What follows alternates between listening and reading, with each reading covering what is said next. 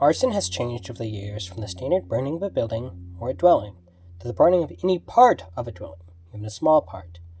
The dwelling can be whatever is generally used for sleeping. Burning can be the consuming of the material or burning any part of the house of another person with malicious intent. Arson has shifted from a standard to a more generalized form, where it can occur at any time of day and affect any property, including vehicles and land. Not only that, but even smoldering or scorching is enough to satisfy arson. Arson has been around for centuries and was considered an ancient criminal act because it affects the basic human needs for shelter. Although arson affects the basic human needs for shelter, it was presumed that men would not harm their own property. But back then, wives could be charged with arson by burning their husband's property. There are also two early English cases in which the tenant of a rented building was found guilty of burning a dwelling that was not his own. As normally it would have been the owner, if he had committed the arson, would have been found guilty. Then in the other case, of early English, a prisoner was found guilty of burning the place where he dwelt, in other words, the prison, so that he could escape. These are examples of arson and how they have changed over time, such as the fact that tenants are usually not guilty of arson. Still, the owner would not have been found guilty of arson only because it was a place that another was staying in, even though it was owned by him. Or even although the prisoner was found guilty in the other case for the burning of his dwelling or the prison, he normally would not have been found guilty of arson unless it was another's dwelling. Although after homeowner insurance became available, arson began to change, and people were charged with intentionally burning their house for more money from the insurance company.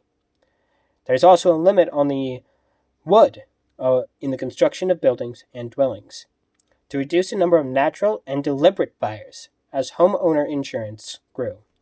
So did the use of arson to collect money from the insurance companies. Over time, the common law started treating arson as a felony. Since then, arson has dropped considerably.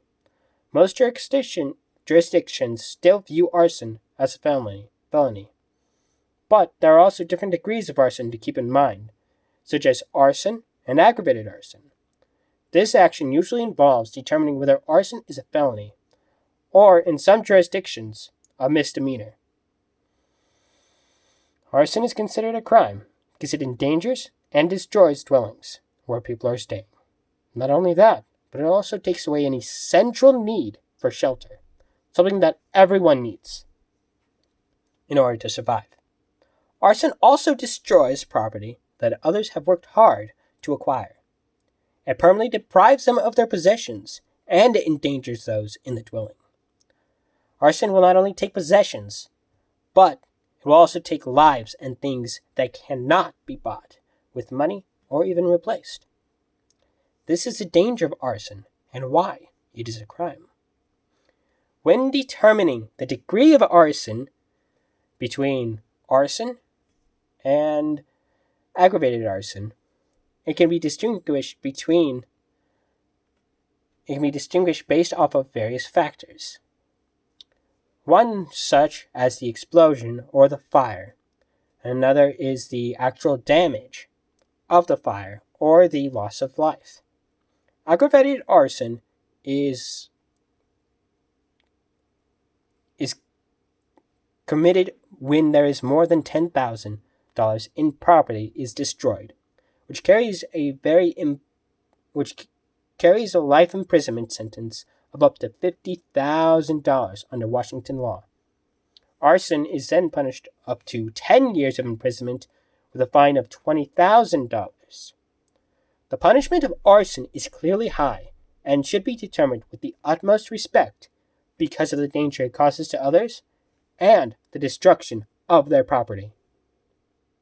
Thank you.